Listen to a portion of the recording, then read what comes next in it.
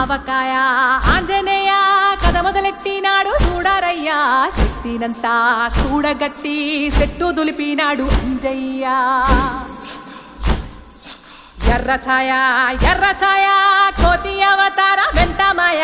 కత్తి సేత పట్టకుండా కాయ కోసినాడు కపిలయ్య